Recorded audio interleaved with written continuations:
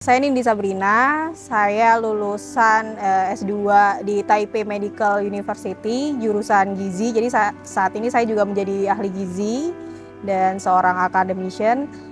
Saat ini saya menjadi kepala SPPG khusus Tangerang Selatan sekaligus Korwil Tangerang Selatan.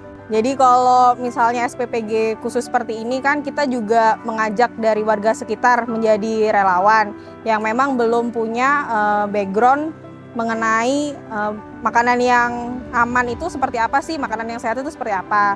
Jadi saya sebagai kepala SPPG beserta dengan ahli gizi itu harus bisa menerapkan SOP, membuat HACCP yang benar, jadi memberikan sistem-sistem yang bisa berjalan di sini sehingga nanti penerima manfaat itu nggak cuma bisa makan secara kenyang dan sehat, tetapi juga aman.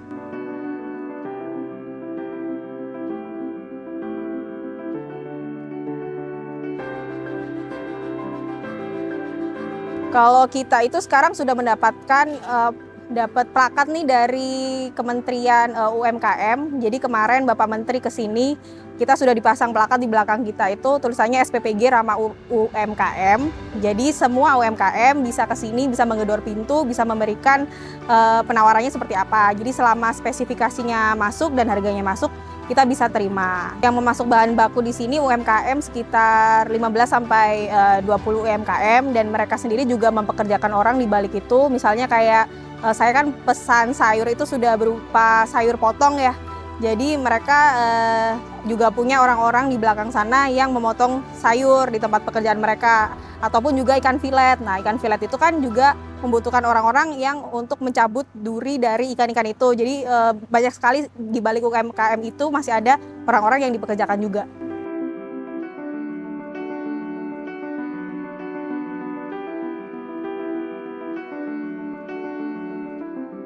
Mungkin menurut saya agar lebih aman ya di SPPG masing-masing seharusnya sudah bisa menerapkan HACCP yang lebih ketat. Misalnya ketika penerimaan barang sudah bisa untuk mengukur dulu nih kalau misalnya bahannya itu beku atau fresh, kita ukur dulu suhunya. Habis itu kalau misalnya kita simpan harus ada juga rekaman temperaturnya juga di masing-masing freezer dan chiller, dan begitu juga masak harus juga diukur tuh berapa suhu kematangannya. Jadi kita harus kontrol semuanya termasuk berapa lama makanan berada di suhu ruang. Jadi kita tidak boleh terlalu lama dan harus cepat didistribusikan kepada penerima manfaat gitu. Ya.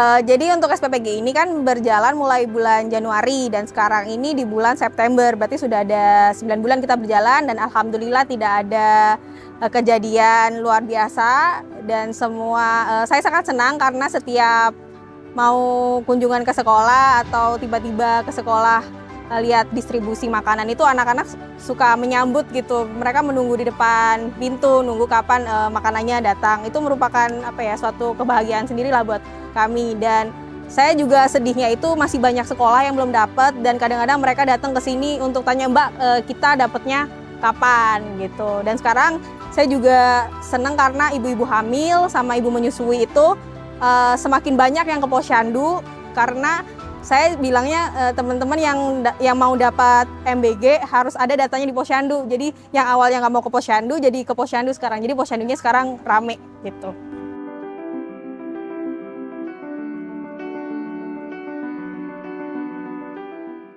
Kalau MBG menurut saya sih tidak perlu dihentikan karena efeknya sangat besar di masyarakat, baik yang bekerja di sini dan penerima manfaat di luar sana. Sampai-sampai pun masih banyak sekolah yang kesini untuk minta MBG ke kami, padahal kami masih kemampuan kami kan terbatas juga gitu. Jadi menurut saya sih lebih baik diperbaiki daripada dihentikan. Dan dari segi saya, karena saya juga merupakan akademisi di bidang gizi, ini merupakan intervensi yang baik untuk memberikan langsung makanan ke anak-anak. Karena kan selama ini kan kita sudah memberikan edukasi mengenai gizi ke penerima manfaat, tapi belum bisa meningkatkan status gizi juga. Jadi ini merupakan cara yang baik untuk langsung intervensi ke masyarakat untuk memperbaiki status gizi anak-anak. Gitu.